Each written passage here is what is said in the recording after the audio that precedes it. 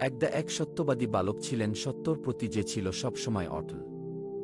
তিনি ইলম অর্জনের জন্য বাগদাদ যাবেন। তাই তার মা 40টি স্বর্ণমোহর তার জামার ভিতর দিকে রেখে জামাটি সেলাই করে দেন এবং বলেন, বাবা কাদির, বিপদ আপদ যা-ই আসুক, সবসময় আল্লাহর উপর ভরসা রাখবে, সবসময় সত্য কথা বলবে। যথাসময়ে তিনি একটি কাফেলার সাথে বাগদাদ রওয়ানা হলেন। পথে হঠাৎ এক ডাকাত দল আক্রমণ করল। ডাকাতরা সব জিনিস হতে কেড়ে নিতে লাগল। এক ডাকাত বলল, ওহে বালক, তোমার কাছে কি কিছু আছে?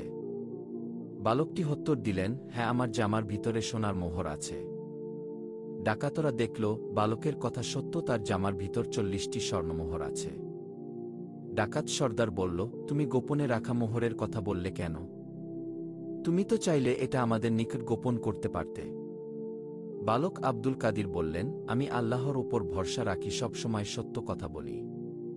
আমার আম্মা সবসময় সত্য কথা বলতে উপদেশ দিয়েছেন। ডাকাতরা ভাবল, অল্প বয়সী এ বালকের চরিত্র কতই না ভালো, সে আল্লাহর উপর ভরসা রাখে, মায়ের উপদেশ মানে, সত্য কথা বলে। অন্যদিকে তারা ডাকাতি করে মানুষকে কষ্ট দেয়, মিথ্যা বলে। এসব ভেবে ডাকাতদের চোখে জল চলে আসল। তারা প্রতিজ্ঞা করল তারা আর কখনো ডাকাতি করবে না। তারা ডাকাতি ছেড়ে সত্য পথে চলা আরম্ভ করল।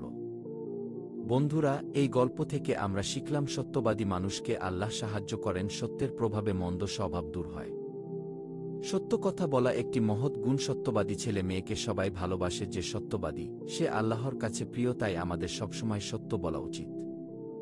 বন্ধুরা, আমাদের চ্যানেলটি যদি তোমাদের ভালো লাগে তাহলে লাইক অ্যান্ড সাবস্ক্রাইব করে আমাদের পাশে থাকো।